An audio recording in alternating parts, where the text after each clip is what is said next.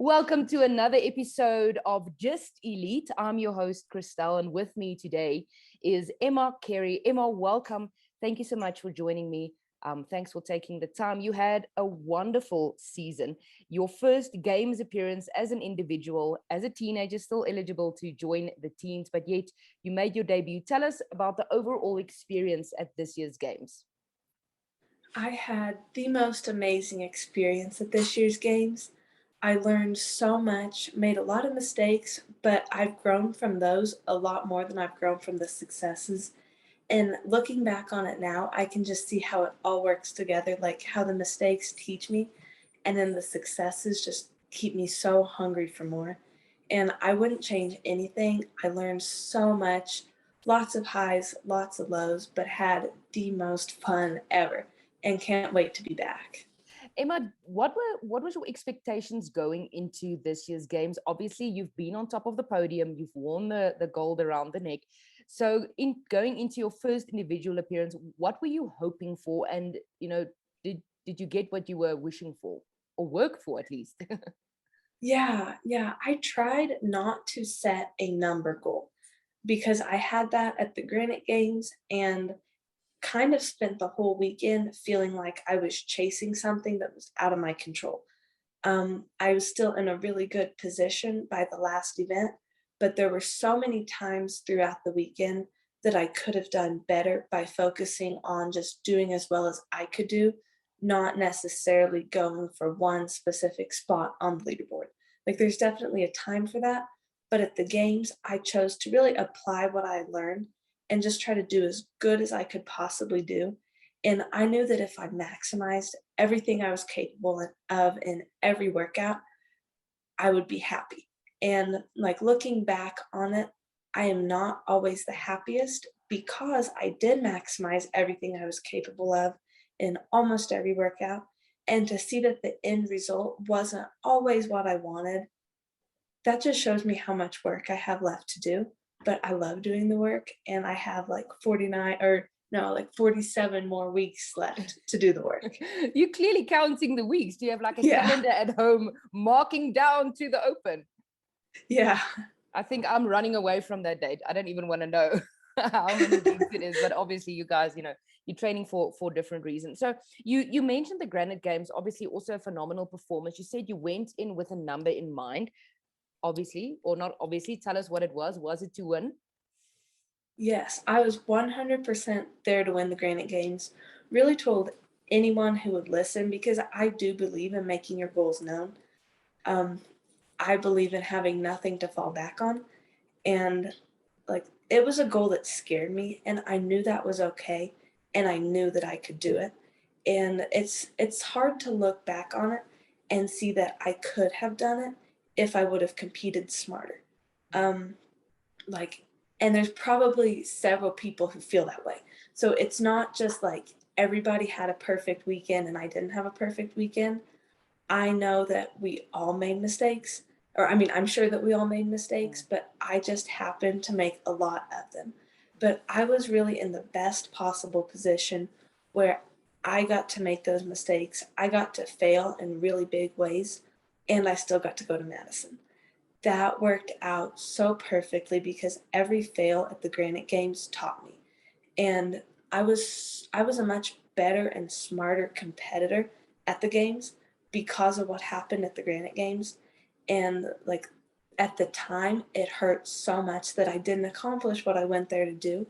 But looking back on it, I see that it was perfect and I see that it was exactly what I needed. Yes, and obviously you learn from your mistakes. So the mistakes that was made at the Granite Games, how did you guys work on it building up to the games? Like how did you and your coaches work on those small things to fine tune going into Madison? My biggest mistake from the Granite Games that we saw in multiple events was not being adaptable. Um, and I think a lot of that comes from just having competed as a team before. The weights are lighter. You can pretty much go as hard as you can. And of course, there's so much fitness involved. But if you are mentally tough and gritty and just willing to hang on, you will do well. Mm. And like that's always what I've counted on. at the Granite Games and the thruster run event, 50-pound dumbbell thrusters, not crazy heavy, but the round of 18 felt really good. The round of 15, I think I got to like 6, and I was like, oh, I might fail. But instead of thinking, oh, I'll just do 6-5-4, or maybe I can do 8-7, in my mind, I was going to win this event, and the only way to win was to go unbroken. And I was willing to endure any amount of discomfort in order to win. I was like, I am mentally tough enough to do these dumbbell thrusters unbroken. And then all of a sudden, I'm failing dumbbell thrusters. And like, had those have been 35-pound dumbbells, I would not have failed. Of course. So it was such a good learning experience to see that I can't do that anymore. And now, like, you have to be fit, of course. Everybody here is fit, but such a big separator is how you compete. And I worked on that by being aware of my body and training. Like, this is funny, but anybody who is in like the group chat of athletes coached by my coach will know that I'm like always like, oh, I'm just going to go hard. Like, I'm just going to go as hard as I can and see what happens. And sometimes that's a good strategy, but so much more often, especially because I'm training for competition, I need to train how I compete, and I need to train to just maximize everything I'm capable of. So it's made me a lot smarter and a lot better at listening to my body. I sure was not perfect with that at the games. Like, there's a few things I should have done differently, but just more learning opportunities. What would you have done differently at the games? There's really two moments that stand out to me. And one is the first run and clean ladder. Ended with a 205 clean. That is 40 pounds less than my max. That's nothing. Like, I can snatch 205. I was like, I can run hard and I can clean this, no problem. I ran back in. I was pretty close with the top 3. Well, I was a little ways behind the top 2, but I was in the top 3 in my heat. I believe one of the competitors failed at 205 at the same time I was walking up to it. And I was like, this is my shot. And I didn't take the rest I knew I needed. I failed. I got on it way too quickly again, failed again, just couldn't stand it up. And it's been a long time since that's happened with 205. I wasn't aware of the clock or anything, so then I went back to chalk up and time just ran out. And I felt like I had done so much wrong in that event. And if I would have just taken maybe an extra 5 seconds, I could have gotten that 205 clean, no problem. But I was able to learn from that first clean event to do the second clean event about an hour later with heavier cleans. That one, I believe, went up to 230. And I knew it was going to be even more important to listen to my body's cues and not lift before I was ready. And it was so cool to start that event kind of in the back of my heat. And then every single round, like, people would fail, I wouldn't fail. Somebody might fail, I wouldn't fail. And then ended up not having just a really high finish in that event, but to feel like this did reflect my best was such a good feeling. And without the mistake I made in the first clean event, that probably wouldn't have happened. And that mistake might have came in the second event and been even more costly. I did another similar thing in the pegboard event, actually failed on the way down because I just could not hang on. I couldn't hang on hard enough to take the peg out of the hole. That time, like, I think I was second to last, or I was last in my heat, I believe. And I had the opportunity to pass someone by getting up, or I felt like just by starting the pegboard before they did, I was going to get a few more points. And I was like, let's go. It did not pay off. And like, really, I think I failed that pegboard with about 30 seconds left. I knew there was no way I could run down the floor, get pegs, run back, make the pegboard. So that, just to have to stand there and be like, that wasn't a good choice. Seconds, yeah. That was tough. But I mean, stuff like that just happens. And I do believe that sometimes you have to take risks. I believe that you can't have success without taking risks, and some of them pay off, some of them don't, but you can't always regret the ones that don't. Mm. So, Emma, you got the opportunity to compete against athletes that you most probably have been looking up to, as your idols, and follow them on Instagram or social media, whatever social media platform you use, because you're still very young and this is the sport, that you've been doing your whole life. So, talk to us about competing amongst these greats.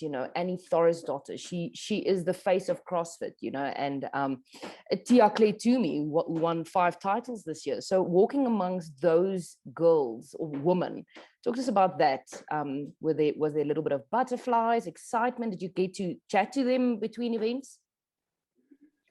I really thought that there would be butterflies meeting these people, because these are people I have looked up to for so long. But it was really just a mindset shift that's like, even Tia is so good. But just telling myself she can't beat me just because she's Tia. Like, she has to go out there and compete just like I do. And like, whenever I compete, I don't care about how old you are. I don't care about how much experience you have. I don't care about what you've done. Like, you're just somebody else on the competition floor that I'm aware of while I'm doing the best I can do. So there really was no intimidation like I thought there would be. And it helped that they were all so nice. Like, this is just such an amazing community. So you've been doing the sport around about the same amount of years that I've been doing it. Obviously, I'm quite much older than you are. But how did you get into CrossFit?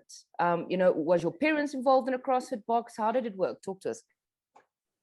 I started CrossFit, let's see, in May of 2014, right after I had turned 10. My dad had started just a couple weeks earlier, and he would always come home and tell me about the workout. I, of course, didn't understand it, but I would grab like milk jugs, broomsticks, whatever, and I would try to do the workout in our front yard. And one day he was like, "Hey, come to the kids class." And like, I was a little bit nervous, but didn't really think a lot about it. And then I got there, and it was so different from anything I had ever done, in the best possible way. Like, I found a fire for discomfort and for challenge that I never knew I had. Um, and like, immediately I was like, I want to be the best I can be. And a few weeks later, I went to a local competition just to watch. And I was like, this is crazy. Like, I want to compete someday. And I remember one of the coaches from the gym showing me the CrossFit games. And I was like, no, I want to compete there. I don't just want to be the best I can be. I want the best I can be to be the best in the world. I had no idea what it would take, but I knew I was all in. Like, I knew it would be hard, didn't know how hard, but I was not scared of that. And I'm still not scared of the amount of pressure and work that takes. And that's just what I work every day to accomplish.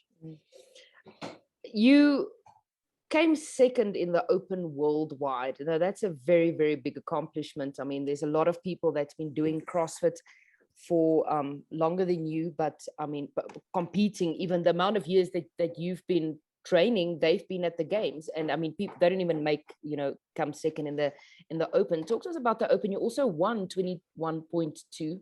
Obviously a very good workout for you. We all saw the video. It went, everybody watched you smash that workout. So when you saw that you came second in the world just after Tia, the fittest woman in the world, how did that feel? Your coaches and your team and your parents and so on, how did you celebrate? How was that feeling? It felt amazing, especially after how the past year had been with COVID. This season was unique because at the beginning, we didn't know where everyone else was at. Like, of course, there were the 5 who got to go to the ranch. But other than that, we had not competed in so long. But it was such a cool feeling just to, all of those months, just to have my head down, working, not posting too much about it, just trusting that what I was doing was the exact thing that I needed to be doing.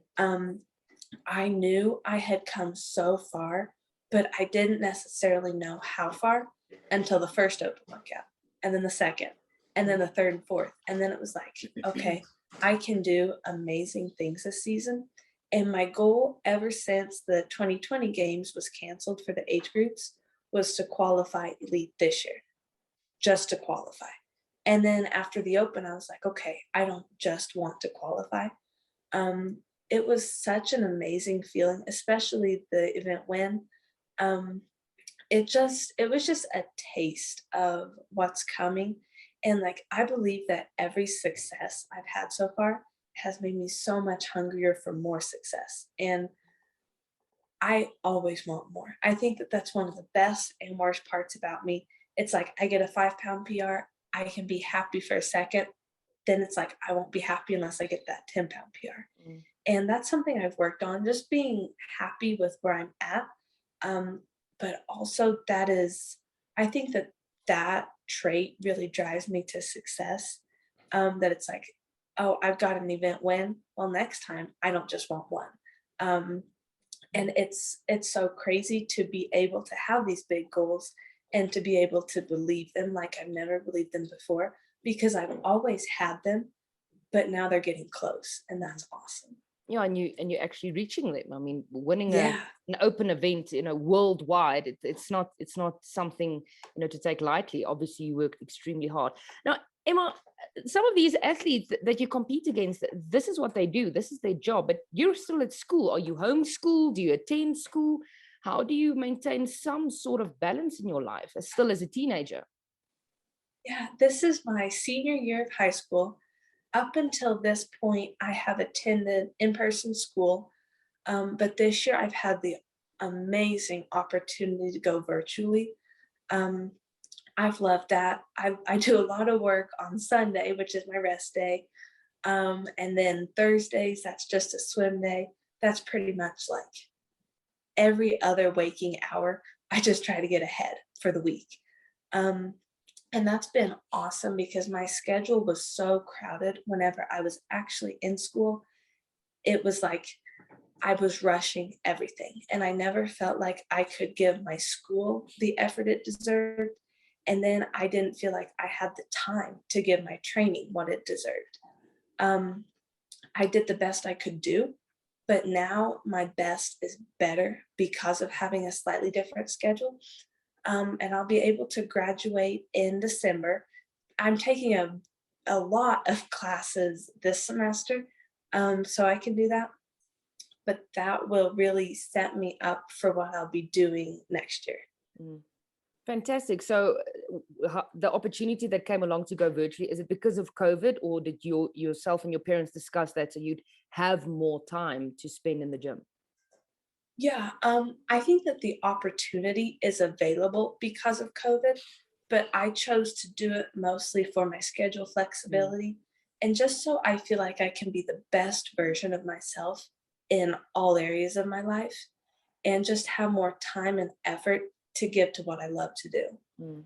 Yeah, definitely a great opportunity. Less stress, working from home and not, having to sit in school and waste time, with things Yeah. where you could actually be training. And your rest, you should probably be able to rest more as well, your downtime Yeah.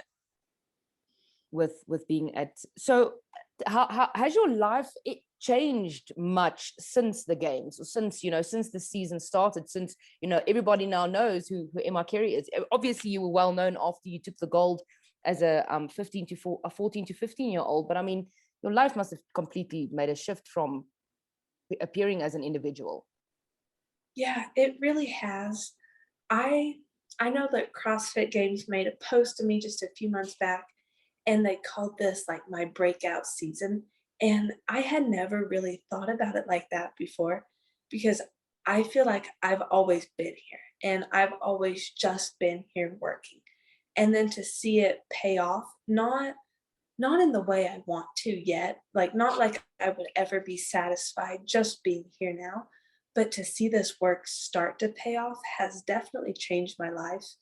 Um, it's really shown me that this is what I can do for a career. But I can't do this at as high of level as I want to do it if I'm not all in. So just seeing success has made me willing to go all in like never before. Like really, I used to think I was all in until this year. And then it's like, yeah, now I will actually do absolutely anything it takes to be the best version of myself I can possibly be the next time I step out on the competition floor. And just to see that that's what I want to do gives me such a drive in my training, in my sleep, in my nutrition, in my recovery. It's like everything I can do doesn't feel like a sacrifice. It just feels like a choice that gets me closer to my ultimate goal. Mm. So with this year graduating from high school, next year, are you planning on going to university, to college, or is this just you're gonna do this for as long as you can and then move on to something else? Definitely the second one. My plan up until this season had always been to go to college, continue to compete while I was in college. But this season has showed me that that's not all in like I need to be.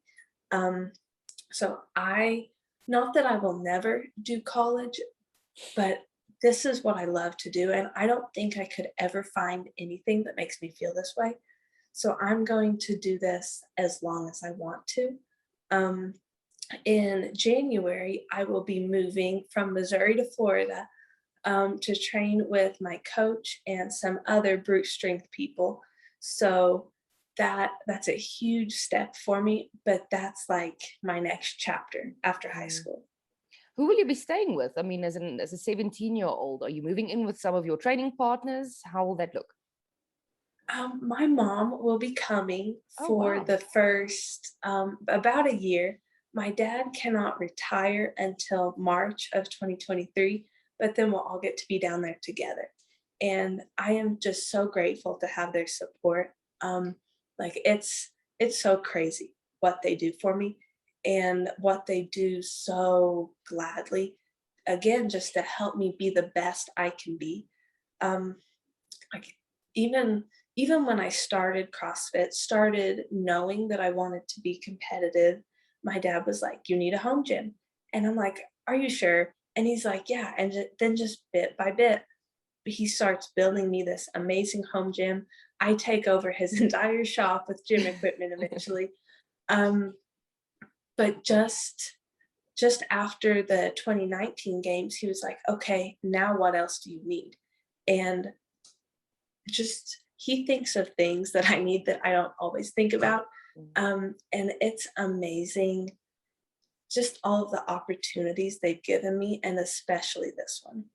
That's amazing that they're gonna, that you guys are gonna move together. Obviously, they see they see the potential and your future within the sport, and you've proved your hard work. And amazing that you have the home gym. Obviously, you can spend more Yeah. time. So, talk to me about brute strength. There's a bunch of fantastic athletes on the program.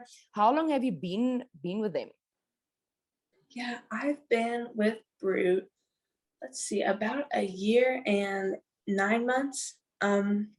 It's been the best CrossFit choice I've ever made.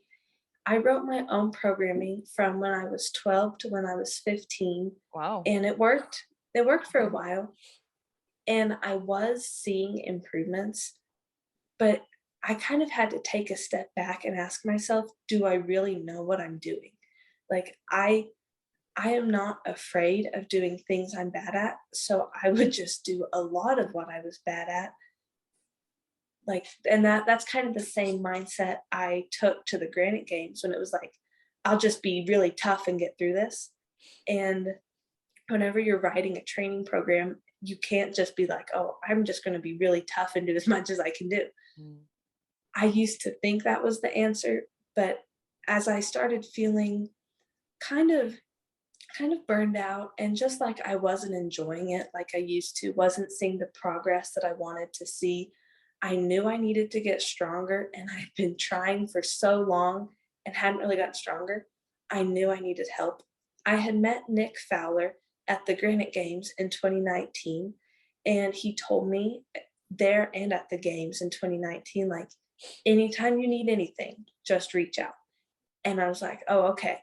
Thinking like this is working great for me. And then I just got to the point where I was like, I need help. Like I've needed help for a long time, but I'm finally strong enough to admit it and give up the control to someone who does know what they're doing. So Nick introduced me to Matt, and I have made so many amazing improvements since then. Like strength does not limit me anymore. Like now it's a lot of times one of my best finishes. And I honestly never believed I could get to that point and get to this point and not be satisfied. Like get to this point and we're still working so hard on getting stronger and getting better in all aspects. Um like I just used to think that I needed to be strong enough, but this would maybe always be something that limited me. And now looking back on it, I'm like, I don't know why I ever believed that. I want to be the best in all aspects. Like I don't whenever I win, I don't want it to be close. Like I want it to be dominant. And I believe that Matt knows what I need to get there, and I trust it. And even even though sometimes I'm like, I just want to do more, I always know the why behind things, and that really helps me. It's just been like the best choice that I've ever made, and I'm still seeing improvements from it. It's not like I just saw improvements when I started following the program and now they've kind of leveled off. Like if anything, I feel like these improvements are speeding up, and it's just been amazing. Yeah, and that's obviously going to be, you're going to see bigger improvements now that you're going to be in person with him come January. So Emma, with being in the public eye, specifically with social media and being a teenager, talk to us about, the good and the bad being in the public eye at such a young age, and being a top athlete. Have you experienced any negative feedback or negative comments, or things that you're not necessarily comfortable with social media? Yes, definitely. But it's like I might receive one negative comment or message for 100 positive comments I get. And that's what makes it just so worth it. Like I get to feel like I inspire people. And especially at this year's games, I just realized that I have always looked up to the elite women, and now I get to be one of them. Like I get to be a role model, and that is something I would never take lightly. And I don't know how many people are watching, but I want to be the best I can be for all of them who are. Um, it just fills me up so much getting positive messages from people just about how I inspire them. It inspires me just Mhm. to be the best I can be for myself and for them too. The negative messages are usually from people who don't follow CrossFit even. Um, and so rarely is it negative towards me. Like it's usually negative towards the sport. And it's like, you can have your opinion, I can have mine.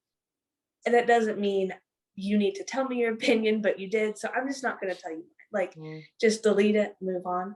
And it's been awesome having this platform just to try to bring the most light to the world that I can. And I understand that there's just going to be a few negative people along the way. And when you were still attending in-person school, how was the reaction of your classmates, your teachers? How was the support from them?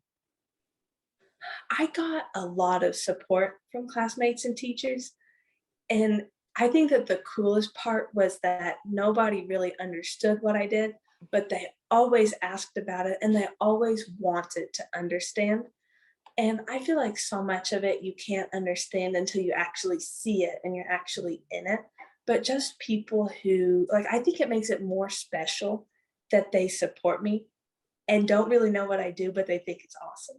Um, I come from a pretty small town, so I just feel like I have a lot of support here. Wonderful. That's so good to hear. So for the off season, how's training looking? Are you back into semi training after the games? Are you enjoying the off season? I know you like to push hard and enjoy the pain, but your body needs to rest for the upcoming open. So what does this next few months look like for you? Yeah, I have set really clear priorities with Matt. So I had a week off after the games, then kind of a get back into it week, and then we did 2 weeks of testing. We got so much good data there. Plus, at the games, at the Granite Games, we know the work that needs to be done. And like, I might feel like we need to just jump back into the specific movements that limited me. But Matt sees like, no, right now we need to do pulling strength, and then we might work more on speed, and then we can work on the actual movement. So it's been hard to kind of take a step back, but I know that the step back will help me take a lot of steps forward. And we're still working very hard. I believe there's 55 days until the Rogue Invitational. We're not training for the Rogue Invitational, like we are training for the 2022 CrossFit Games. But I believe that like what I'm doing now and the improvements I'm making now and have already made since the games will help me in really great ways at the Rogue Invitational. And just having more competition experience, that's something that I still have really big goals for. I think it's so amazing that everybody at the Rogue Invitational, like every single athlete who beat me at the CrossFit Games will be at the Rogue Invitational. And that's amazing. Like this is round 2. This is another chance to see where I'm at a few months later. So training, it's still just my absolute best effort. And especially thinking about that, like just the joy of having another opportunity to compete, that's been pushing me so hard. But it is so important also to know that this is not always the time to just go as hard as I can go and get to failure. This is the time that we're building. And I have so much confidence that we're building something really great. Tell us about you posted a picture of the Rogue Invitational invite that you got. That moment that you opened it, I mean, it's such a legendary competition, and only the best get to compete there. So when you got that in the mail, what emotions did you feel? Oh, just so much joy. And like at first I was just happy because I love to compete. And then second, I was hungry because it's like, this is another opportunity to show how hard I've been working. Like there are not many opportunities throughout the season just to compete with the best. And every time I compete with the best, I believe that I'm getting closer to becoming the best, because that's always the goal. And like every I mean, it's good to just be around them and to see how fast they can go in certain areas. Kind of like the rope climb event at the games. I thought I was great at rope climbs. And then I think everybody had finished 4 and I was like 2.5. And I was like, I need to rope climb faster and training. I didn't even know it was possible to go that fast. But now I know. And now I know the work that needs to be done. And like, that's the work I'm doing now. And I just have so much hunger to show it off at the Rogue Invitational. And I think the other big emotion when I opened that invite was just gratitude. It's so amazing that I'm doing what I love, and that what I love, I'm able to do at the highest level. Because I've had some other things in my life that I've liked, but I haven't loved them enough to take them to this level. And now it's like I'm doing exactly what I want to do. I'm exactly where I need to be. And I'm just so grateful for that, even though I'm not exactly where I want to be yet. Other than CrossFit, what other hobbies do you have? Do you have like some other unknown talent that you have secretly hiding, or what other hobbies do you have? Do you spend your time with anything else? I love to read. That's kind of like my unwind thing between training sessions, after training sessions. Before I got competitive in CrossFit, I also love dog training. I Oh, have a dog wow. named Jim. He's an I know it's so random, but Jim's an Australian Shepherd, and he knows about 130 tricks that I taught him. Let's see, I think whenever I was like probably 9 to 14-ish, I just watched YouTube videos about dog training, and I was like, we can do that. Um, I think my favorite trick is where I will sneeze, he'll grab a tissue, or I mean, it's a fake sneeze, but I'll fake sneeze, he grabs a tissue, I'll pretend to blow my nose, give him the tissue, and then he'll throw it away. That is amazing. I can't believe this is so cool. Yeah, so we don't do just a lot of that anymore, but that was something I've been passionate about, always loved animals, used to want to be a vet. Um, but then I see I as passionate as I can be about one thing, like here came CrossFit and it just unlocked a level of passion that I didn't even know I had. Mm. Well, 130 tricks is quite a lot of tricks. Do you have a Yeah. list of these tricks? And please take a video and show it to me because this is ridiculous. I mean, how old is your dog now? Jim, you said his name. And yeah. That is very cute. Please send me a video. I would love to see these tricks. So Emma, the dog trainer, also professional CrossFitter. Yeah. That's an interesting resume. Emma, if any of our listeners and the people watching on YouTube would like to follow you on Instagram or social media, wherever you are active, and see your dog training tricks, where can they follow you? My Instagram is at Emma Cary, and Cary has 2 Y's because the other one was taken, and I was like, let's just go for this. This is kind of embarrassing, and I don't know if anyone would want to see it, but I used to post my dog trick videos on YouTube. So I think I have Jim's 102 dog tricks, and it's like 15 minutes long on YouTube. I'm going to And watch my that. channel, I'm going to yeah, watch that. and my channel is just my name. I've never been just really active on any social media, but I'm trying to do a better job of sharing the highs and lows with people. Because it's easy to look at the people you admire and just think they have it all together. And then you get to that level and you're like, wow, we are not perfect. Like we don't always have it all together. And I think it's so important to inspire people by letting them see that side too. Absolutely.